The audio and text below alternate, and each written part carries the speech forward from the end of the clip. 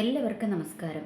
യേശയ്യാ പ്രവാചകന്റെ പുസ്തകം 10-ാം അധ്യായം അതിൻ്റെ 27-ാമത്തെ വാക്യത്തിനകത്ത് ഇങ്ങനെയാണ് പറയുന്നത്.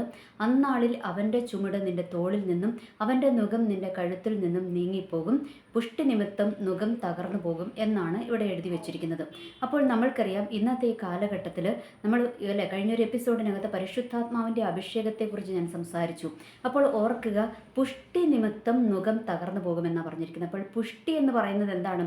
അഭിഷേകത്തെയാണ് കാണിക്കുന്നത്. നമ്മൾക്കറിയാം, പുഷ്ടി എന്ന് പറഞ്ഞാൽ ഒരു വ്യക്തിയുടെ ശരീരത്തിന് നല്ല പുഷ്ടി ഉണ്ടെന്ന് പറഞ്ഞാൽ എല്ലാം തികഞ്ഞ ഒരു ശരീരം, അല്ലേ? ആരോഗ്യമുള്ള ഒരു ശരീരം, അതിനെ നമ്മൾ പുഷ്ടി എന്ന് പറയുന്നത്. അപ്പോൾ അതുപോലെ തന്നെ പുഷ്ടിയുള്ള, അല്ലെ, അഭിഷേകത്തിൻ്റെ പുഷ്ടി എന്ന് പറയുന്നത് എന്താണ്? ശക്തമായ അഭിഷേകം, അല്ലേ? ആ ശക്തമായ അഭിഷേകം വന്നു കഴിയുമ്പോൾ എന്ത് സംഭവിക്കും?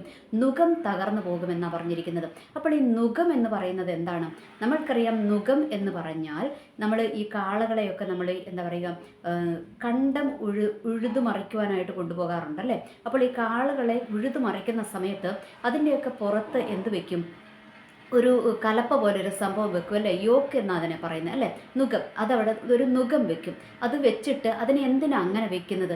അങ്ങനെ വെക്കുന്നത് ഒന്നാമത് അത് നിയന്ത്രണത്തിലാകണം, രണ്ടാമത് അതിൻ്റെ പുറത്ത് ആ വെച്ചിരിക്കുന്ന സംഭവം കൊണ്ടാണ് എന്ത് നടക്കുന്നത്? അവിടെ ആ നിലം ഇങ്ങനെ ഉഴുന്നു പോകുന്നതെന്ന് നമ്മൾക്ക് മനസ്സിലാക്കുവാനായിട്ട് കഴിയും, അല്ലേ? അതുപോലെ തന്നെ നമ്മളുടെ ഇത് എന്താണ്, ഒരു കഴുതാനെ എടുക്കുമ്പോൾ എന്താണ് അവിടെ കഴുതയുടെ പുറത്ത് എന്താ വെക്കുന്നത്? ചുമടാണ് വെക്കുന്നത്, അല്ലേ? ചുമടെന്ന് പറഞ്ഞാൽ നമുക്കറിയാം ബേർഡൻ എന്നാണ് ഇംഗ്ലീഷിൽ പറയുന്നത്. അപ്പോൾ അതിന് മറ്റൊരു വാക്കും കൂടെയുണ്ട്, ഭാരം എന്നും കൂടെ അതിനകത്ത് പറഞ്ഞു വെച്ചിട്ടുണ്ട്. അപ്പോൾ ഈ നുകം, ഭാരം, ഇതെല്ലാം എന്താണ്? ഇതെല്ലാം ഒരു പൈശാചിക അടിമത്വമാണ് എന്ന് നമ്മൾക്ക് മനസ്സിലാക്കുവാനായിട്ട് കഴിയും. അപ്പോൾ നമ്മൾ ഒരു ഭാരം ചുമക്കുന്നവരാണെങ്കിൽ, അല്ലെങ്കിൽ നമ്മൾ നുകം ഉള്ളവരാണെങ്കിൽ, അതിൻ്റെ അർത്ഥം എന്താണ്? നമ്മൾ ആരുടെയൊക്കെയോ അടിമകളാണ് എന്നാണ് അതിനെ അർത്ഥമാക്കുന്നതെന്നും നമ്മൾക്ക് മനസ്സിലാക്കുവാനായിട്ട് കഴിയും. അപ്പോൾ ദൈവത്തിൻ്റെ വചനം പറഞ്ഞിരിക്കുകയാണ്, ഈ നുകവും ഈ എന്താ പറയുക ചുമടും ഒന്നും എന്താണ്? നീ ചുമന്നുകൊണ്ട് നടക്കേണ്ടവനല്ല. പകരം എന്താണ്? അതിനെയൊക്കെ തകർത്ത് കളയണം. അതിനെ തകർത്ത് കളയണമെങ്കിൽ എന്ത് സംഭവിക്കണം? അഭിഷേകത്തിൻ്റെ പുഷ്ടി നിൻ്റെ മേൽ വരണം. അത് വന്നു കഴിയുമ്പോഴേ ഈ നുകങ്ങൾ തകർന്ന് മാറത്തുള്ളൂ എന്ന് ദൈവത്തിൻ്റെ വചനം നമ്മളെ വ്യക്തമായിട്ട് പഠിപ്പിക്കുകയാണ്. ഓക്കെ, അപ്പോൾ നമ്മൾക്ക് ഈ നുകം എന്ന് പറയുന്നത്, അല്ലെങ്കിൽ ഈ യോക്ക് എന്ന് പറയുന്നത് എന്താണെന്ന് നമ്മളൊന്ന് മനസ്സിലാക്കേണ്ടതുണ്ട്. അപ്പോൾ ഈ നുകം എന്ന് പറയുന്നത് നമ്മൾക്കറിയാം, നമ്മുടെ എന്താ പറയുക, കാളയുടെ ഒക്കെ പുറത്ത് നമ്മളിങ്ങനെ വെക്കുന്നതാണെന്ന് പറഞ്ഞു. അതെന്തിനാണെന്ന് ഞാൻ പറഞ്ഞു. എന്തിനാണ്? അതിനെ നിയന്ത്രണത്തിലാക്കാൻ, നമ്മുടെ നിയന്ത്രണത്തിൽ കൊണ്ടുവരുവാൻ വേണ്ടിയിട്ടും കൂടിയാണ് അതവിടെ നമ്മൾ ഫിറ്റ് ചെയ്ത് വെക്കുന്നത്. ഓക്കെ, അപ്പോൾ ഓർക്കുക, ഈ നുകങ്ങൾ നമ്മളുടെ മേൽ വെക്കുന്നത് എന്തിനാണ്? പൈശാചികത്തിന് നമ്മളുടെ മേൽ നിയന്ത്രണം കൊണ്ടുവരികയാണ് ചെയ്യുന്നത് എന്നുള്ളൊരു യാഥാർത്ഥ്യം നമ്മൾ തിരിച്ചറിയണം. അപ്പോൾ ഈ നുകം നമ്മളുടെ മേലുണ്ടെങ്കിൽ ഈ പൈശാചിക ശക്തികൾക്ക് എന്താണ്? നമ്മളെ നിയന്ത്രിക്കുവാനായിട്ട് പറ്റും.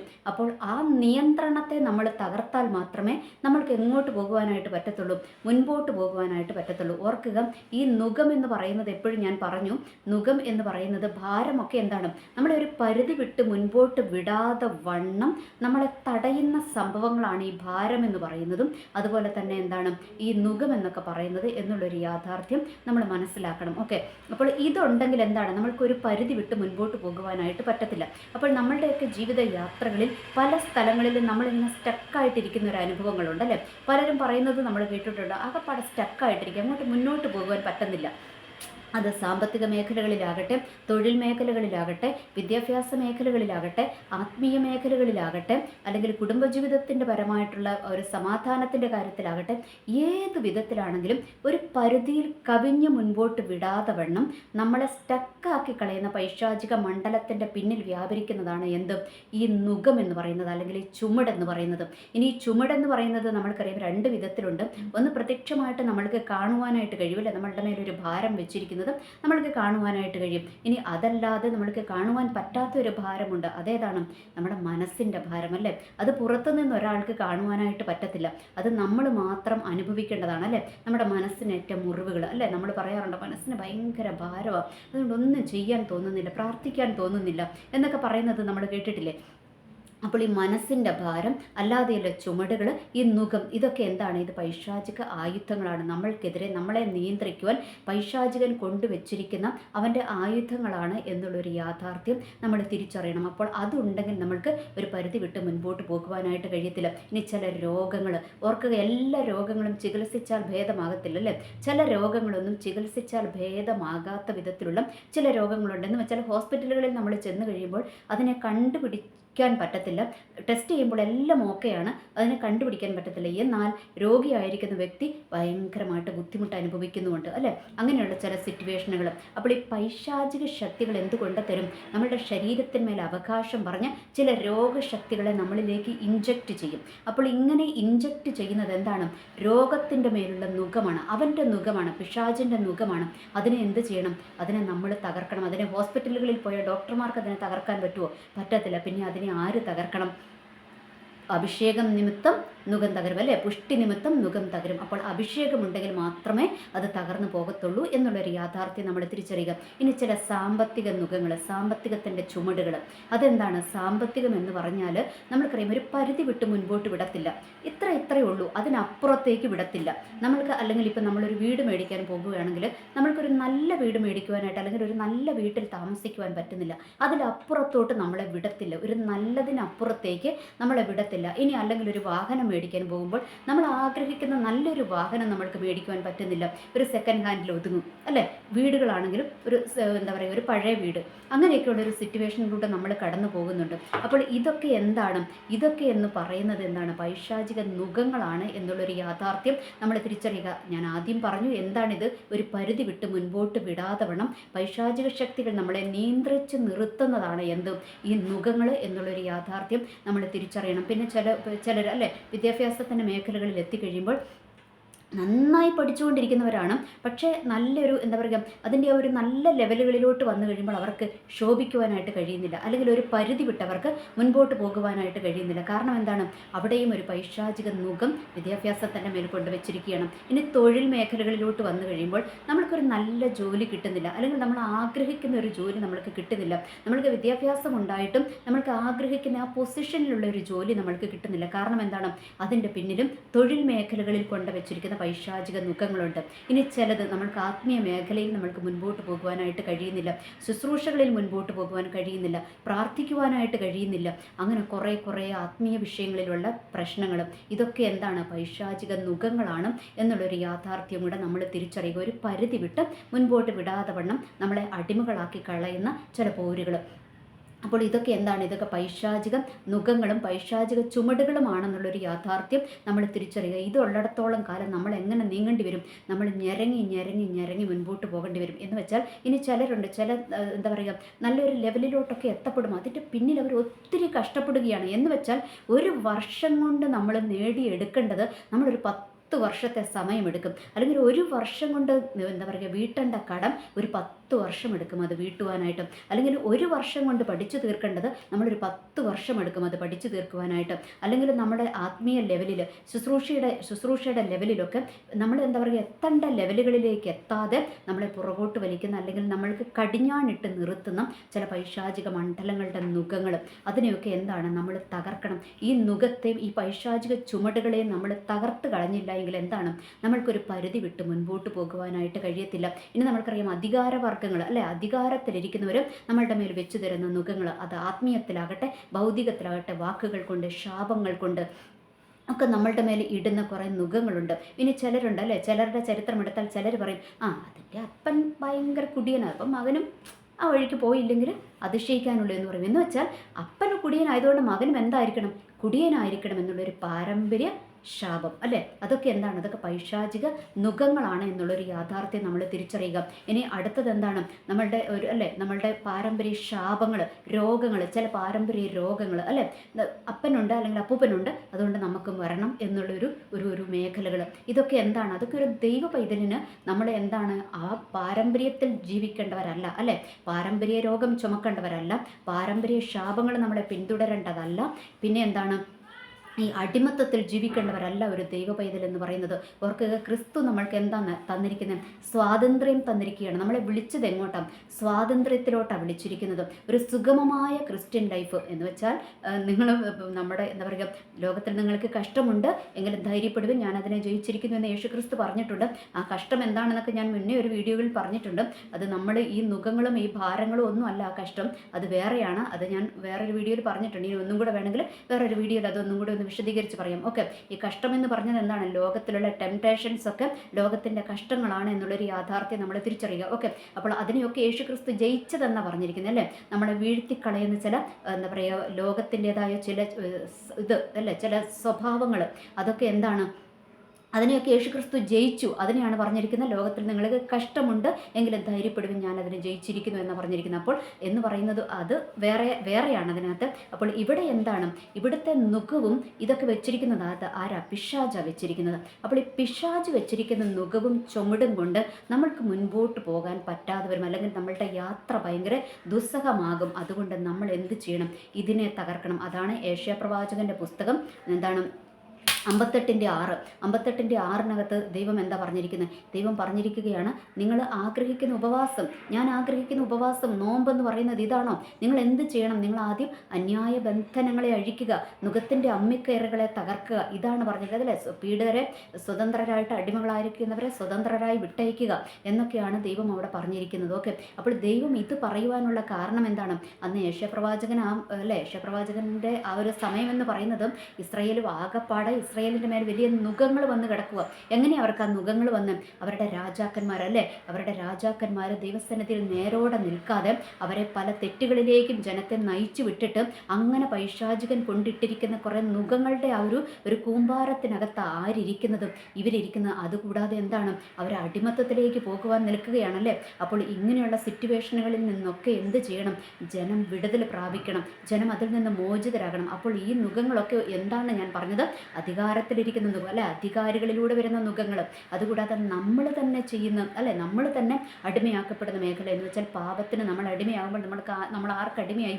പിശാചിന് അടിമയായി. പിന്നെ എന്താണ്? പിശാച് നമ്മളെ റൂൾ ചെയ്യും. ഓർക്കുക, പിശാചിന് നമ്മളുടെ മേൽ അവകാശമുണ്ടെങ്കിൽ മാത്രമേ അവൻ എന്ത് ചെയ്യത്തുള്ളൂ? നമ്മളെ റൂൾ ചെയ്യത്തുള്ളൂ അല്ലേ. അപ്പോൾ അതുകൊണ്ട് നമ്മൾ തന്നെ ചില അടിമ നുഖത്തിൽ കുടുങ്ങിക്കിടപ്പുണ്ട്, അതിനെ നമ്മൾ തന്നെ പൊടിക്കണം. അതായത് ഈ പാവ സ്വഭാവങ്ങളിൽ നിന്ന് നമ്മൾ തന്നെ വിടുതൽ പ്രാപിച്ചെടുക്കണം. എന്നാൽ മാത്രമേ നമ്മൾക്കൊരു മുൻപോട്ടുള്ള ഒരു യാത്ര സുഗമമാകത്തുള്ളൂ. ഇനി അതല്ലാതെ അന്യായ ബന്ധനങ്ങൾ, അപ്പോൾ ഈ അന്യായ ബന്ധനമാണ് ഞാൻ നേരത്തെ പറഞ്ഞ അധികാരങ്ങളിലിരിക്കുന്നവർ അല്ലേ, നമ്മളുടെ മേൽ ചുമത്തുന്ന ബന്ധനങ്ങൾ എന്ന് വെച്ചാൽ ഞാൻ പറഞ്ഞല്ലോ, നമ്മുടെ ഇവർ അല്ലേ, ഇസ്രായേൽ രാജാക്കന്മാർ യഹോവയുടെ പ്രമാണത്തിൽ നിന്ന് തെറ്റിപ്പോയിട്ട് ജനത്തെയും കൂടെ പാപം ചെയ്യുവാൻ പ്രേരിപ്പിച്ച് ജനത്തെ മേൽ വലിയ അടിമ നുഖങ്ങൾ അവരുടെ മേൽ അല്ലേ എടുത്തു വെച്ചിരിക്കുകയാണ്. അപ്പോൾ ഇതെന്താണ്?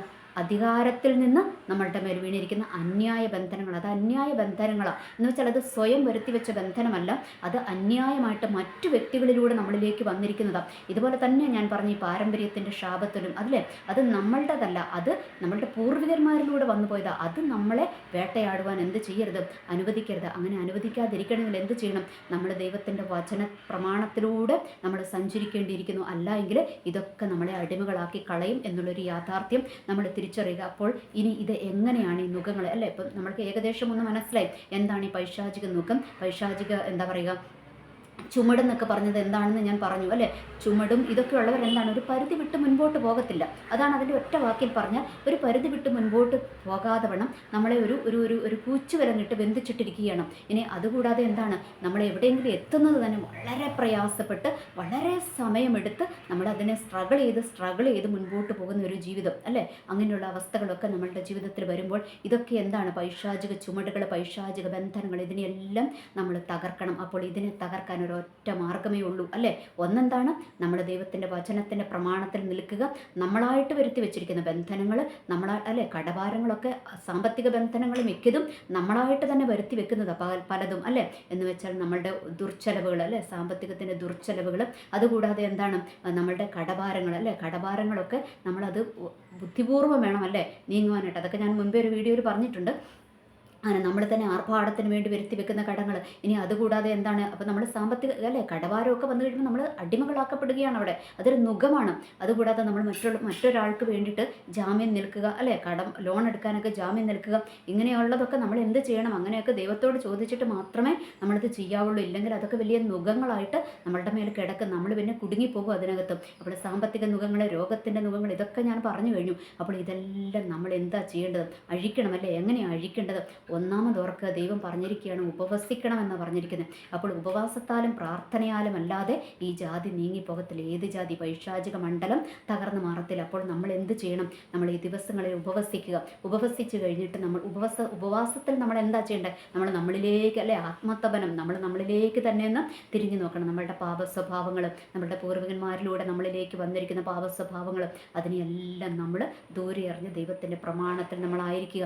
അതിനുശേഷം പറഞ്ഞിരിക്കുന്നതാണ് പിന്നെ അന്യായ ബന്ധനങ്ങൾ അല്ലെ, നുഖത്തിൻ്റെ അമ്മിക്കയറുകൾ, ഇതിനെയൊക്കെ തകർക്കണമെങ്കിൽ എന്ത് ചെയ്യണം? നമ്മൾക്കൊന്നും അറിഞ്ഞുകൂടാ. നമ്മളറിയാതെ തന്നെ നമ്മളുടെ മേൽ ചില നുഖങ്ങൾ കെട്ടിവെച്ചിരിക്കുകയാണ്. അത് ചിലപ്പോൾ ചില ശാപത്തിൻ്റെ വാക്കുകളാകാം, അധികാരത്തിലിരിക്കുന്നവർ നടത്തിയിരിക്കുന്ന ചില ബന്ധനങ്ങളാകാം, ബന്ധനത്തിൻ്റെ വാക്കുകൾ അല്ലെ, വാക്കുകളൊക്കെ പിന്നെ നമ്മൾ തന്നെ വരുത്തി വെച്ചിരിക്കുന്നത്. അത് ഞാൻ വാക്കിനെ കുറിച്ച് പറഞ്ഞ വീഡിയോയിൽ ഞാൻ പറഞ്ഞു, നമ്മൾ തന്നെ ചില വാക്കുകൾ നമ്മൾക്കെതിരെ പറഞ്ഞു അതൊരു നുഖമായിട്ട് നമ്മുടെ മേൽ കിടക്കുകയാണ്, ഒരു ബന്ധനമായിട്ട് കിടക്കുകയാണ്.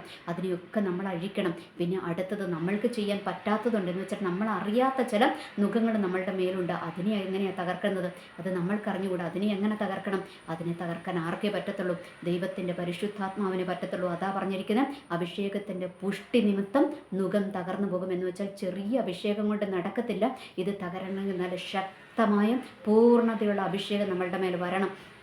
അതിനെന്താ ചെയ്യേണ്ടത്? നമ്മൾ ദൈവസന്നിധിയിൽ ഏൽപ്പിച്ചു കൊടുക്കണം. ദൈവമേ, അതാ ഞാൻ പറഞ്ഞത്, നമ്മുടെ ദൈവമേ അങ്ങയുടെ പരിശുദ്ധാത്മാവിനാൽ എന്നെ നിറയ്ക്കണമേ, പരിശുദ്ധാത്മാവിൻ്റെ അഭിഷേകത്താൽ നിറയ്ക്കണമേ എന്ന് പറഞ്ഞ് നമ്മൾ പ്രാർത്ഥിക്കണം. അപ്പോൾ ഇത് പ്രാർത്ഥിച്ചു കഴിയുമ്പോൾ ദൈവം എന്താ പറഞ്ഞിരിക്കുന്നത്? ചോദിക്കുവിൻ നിങ്ങൾക്ക് ലഭിക്കും. അപ്പോൾ ചോദിച്ചു കഴിയുമ്പോൾ പരിശുദ്ധാത്മാവിനെ തരും, അഭിഷേകം തരും. അപ്പോൾ ഈ അഭിഷേകത്തിൻ്റെ പുഷ്ടി നമ്മളുടെ മേൽ വന്നു കഴിയുമ്പോൾ എന്ന് വെച്ചാൽ ശക്തമായ അഭിഷേകം നമ്മളുടെ മേൽ വന്നു കഴിയുമ്പോൾ ഈ നുഖത്തിൻ്റെ അമ്മിക്കയറുകളെല്ലാം തകർന്നു മാറും. ഓർക്കുക, ഇത് വേറൊരാൾ വന്ന് ചെയ്യുന്ന കാര്യമല്ല കേട്ടോ. ഇത് നമ്മൾ തന്നെ തകർക്കേണ്ടതാണ്. ഈ അന്യായ ബന്ധനങ്ങളെ, നുഖത്തിൻ്റെ അമ്മിക്കയറുകളെ, അതുപോലെ ഈ നുഖങ്ങൾ, പൈശാചിക നുഖങ്ങൾ, പൈശാചിക ചുമടുകളെ എല്ലാം നമ്മൾ തന്നെ തകർക്കേണ്ടതാണ്. എങ്ങനെയാണ് തകർക്കേണ്ടത്? പരിശുദ്ധാത്മാവിൻ്റെ അഭിഷേകം നമ്മളുടെ മേൽ വന്നു കഴിയുമ്പോഴാണ് നമ്മളിലുള്ള ആ ബന്ധനങ്ങളും ആ ഒരു നുഖങ്ങളും ആ ഒരു ചുമടുകളും പൈശാചിക ചുമടുകളും ഒക്കെ തകർന്ന് മാറത്തുള്ളൂ എന്നുള്ളൊരു യാഥാർത്ഥ്യം നമ്മൾ തിരിച്ചറിയുക. ഇനി നമ്മൾ ശരിയാകാതെ, നമ്മളിൽ അഭിഷേകമില്ലാതെ നമ്മൾ വേറൊരു ദൈവദാസൻ്റെ അടുത്ത് പോയി അല്ലെങ്കിൽ ബന്ധനം അഴിക്കുന്ന ഒരാളുടെ അടുത്ത് പോയാൽ ഒന്നും സംഭവിക്കത്തില്ല. ചിലയിടത്തൊക്കെ നടക്കും. അതെങ്ങനെയാണെന്നറിയാമോ? അത് ചിലപ്പോൾ ആ ദൈവദാസനെ ദൈവം മാനിക്കാൻ വേണ്ടിയിട്ട് അല്ലെങ്കിൽ അവിടെ ഇരിക്കുന്ന ആൾക്കാർക്കൊരു വിശ്വാസം വരാൻ വേണ്ടിയിട്ടുള്ള സംഭവങ്ങളൊക്കെ നടക്കും. എന്നാൽ നമ്മളുടെ ജീവിതത്തിൽ നമ്മൾക്ക് ആത്യന്തികമായിട്ടൊരു വിടുതലും ഒരു എന്താ പറയുക ഒരു സ്വാതന്ത്ര്യവും ലഭിക്കണമെങ്കിൽ എന്ത് ചെയ്യണം? നമ്മളിൽ തന്നെ അഭിഷേകം നിറയപ്പെടണം. നമ്മൾ തന്നെ അഭിഷേകത്താൽ നിറയപ്പെടണം. അപ്പോഴേ എന്ത് സംഭവിക്കത്തുള്ളൂ? ഈ നുഖങ്ങൾ തകർന്നു മാറത്തുള്ളൂ എന്നുള്ളൊരു യാഥാർത്ഥ്യം നമ്മൾ തിരിച്ചറിയുക. അതുകൊണ്ട് പുഷ്ടി നിമിത്തം നുഖം തകർന്നു മാറും. പുഷ്ടി എന്ന് പറയുന്നത് അഭിഷേകം. അതുകൊണ്ട് ഈ ദിവസങ്ങളിൽ നമ്മൾ അഭിഷേകത്തിൻ്റെ ഒരു പുഷ്ടി കർത്താവ് എനിക്ക് തരുമാറാകണമെന്ന് നമ്മൾ ശക്തമായിട്ട് പ്രാർത്ഥിക്കണം. അതിനുവേണ്ടി നമ്മൾ പ്രാർത്ഥിക്കണം. നമ്മൾ നമ്മളെ തന്നെ ക്രമീകരിക്കണം. ഇതൊക്കെ നമ്മൾ ചെയ്യണം. പിന്നെ ഉപവസിക്കണം. ഉപവാസമില്ലാതെ ഒന്നും ഒരു ക്രിസ്ത്യൻ ലൈഫ് മുന്നോട്ട് പോകത്തില്ല കേട്ടോ. ചിലർ പറയും നമ്മൾ ഉപവസിക്കേണ്ട കാര്യമേ ഇല്ല. അതൊക്കെ പറയുന്നവരവിടെ പറഞ്ഞുകൊണ്ടിരിക്കത്തേ ഉള്ളൂ. നമ്മളുടെ ജീവിതത്തിൽ ഒന്നും സംഭവിക്കത്തില്ല. സംഭവിക്കണമെങ്കിൽ എന്ത് ചെയ്യണം? നമ്മൾ ഉപവസിക്കണം. ഉപവസിച്ചാൽ മാത്രമേ ഈ വലിയ കുരുക്കുകളൊക്കെ അഴിഞ്ഞു പോകത്തുള്ളൂ എന്നുള്ളൊരു യാഥാർത്ഥ്യം നമ്മൾ തിരിച്ചറിയുക. അതുകൊണ്ട് ഉപവസിക്കണം. നമ്മളെ കൊണ്ട് പറ്റുന്നത് പോലെയൊക്കെ നന്നായി തന്നെ നമ്മൾ ഉപവസിക്കണം. നമ്മൾ പ്രാർത്ഥിക്കണം. അതുപോലെ തന്നെ നമ്മൾ അഭിഷേകത്താൽ നിറയപ്പെടണം. അപ്പോൾ ഈ പൈശാചിക ശക്തികൾ അഴിഞ്ഞു പോകാൻ വിസമ്മതിക്കുമ്പോഴാണ് എന്ത് സംഭവിക്കുന്നതെന്ന് അറിയാമോ? അഭിഷേകമൊന്നും ഇല്ലെങ്കിലും കുഴപ്പമില്ലെന്ന്, അന്യഭാഷയിൽ ആരാധിച്ചില്ലെങ്കിലും കുഴപ്പമില്ലെന്ന് എന്നൊക്കെയുള്ളൊരു മൈൻഡിലേക്ക് നമ്മളെ കൊണ്ട് എത്തിക്കുന്നത് എന്നുള്ളൊരു യാഥാർത്ഥ്യം തിരിച്ചറിയുക. അതുകൊണ്ട് നമ്മൾക്ക് അന്യഭാഷയിൽ ആരാധിക്കണം, നമ്മൾക്ക് അഭിഷേകം വേണം. ഇതൊക്കെ നമ്മൾ ദൈവത്തോട് ചോദിച്ചാൽ ദൈവം നമ്മൾക്ക് തരും. ഓർക്കുക, പരിശുദ്ധാത്മാവ് നമ്മളെ ക്രമീകരിക്കുന്ന ആത്മാവാണ്. അതുകൊണ്ട് എന്താണ് നമ്മൾ അതിനൊക്കെ നമ്മൾ പരിശുദ്ധാത്മാവിന് കീഴടങ്ങണം. കാരണം ഇന്ന് പ്രത്യക്ഷമായി നമ്മൾക്ക് വേണ്ടി ഇറങ്ങി വന്ന് പ്രവർത്തിക്കുന്നത് ദൈവത്തിൻ്റെ പരിശുദ്ധാത്മാവാണ്. അതുകൊണ്ട് ആ പരിശുദ്ധാത്മാവിന് നമ്മൾ കീഴടങ്ങണം. പരിശുദ്ധാത്മാവ് നമ്മളുടെ മേൽ വന്നു കഴിയുമ്പോഴേ അത്ഭുതങ്ങൾ സംഭവിക്കത്തുള്ളൂ. ഇതിന് മുൻപത്തെ വീഡിയോയിൽ ഞാൻ പറഞ്ഞു. അതുകൊണ്ട് നമ്മൾ നന്നായിട്ട് പ്രാർത്ഥിച്ച് അഭിഷേകത്താൽ നിറയപ്പെടുക. എല്ലാ ബന്ധനങ്ങളും, നുഖത്തിൻ്റെ അമ്മിക്കയറുകൾ, അന്യായ ബന്ധനങ്ങളെല്ലാം തകർത്തൊരു ശുഭയാത്ര നമ്മൾക്കുണ്ടാകുവാൻ ദൈവം നമ്മളെ സഹായിക്കും. ദൈവം സഹായിച്ചാൽ മാത്രമേ നമ്മൾക്കൊരു വിജയകരമായ ജീവിതം മുൻപോട്ട് കൊണ്ടുപോകാൻ കൊണ്ടുപോകാൻ, സ്വാതന്ത്ര്യത്തോടെയുള്ള ഒരു ക്രിസ്ത്യൻ ലൈഫ് മുന്നോട്ട് കൊണ്ടുപോകാൻ പറ്റത്തുള്ളൂ എന്നുള്ളൊരു യാഥാർത്ഥ്യം തിരിച്ചറിയുക. എനിവേ, എല്ലാവർക്കും നല്ലൊരു ദിവസം ആശംസിക്കുന്നു. നന്ദി, നമസ്കാരം.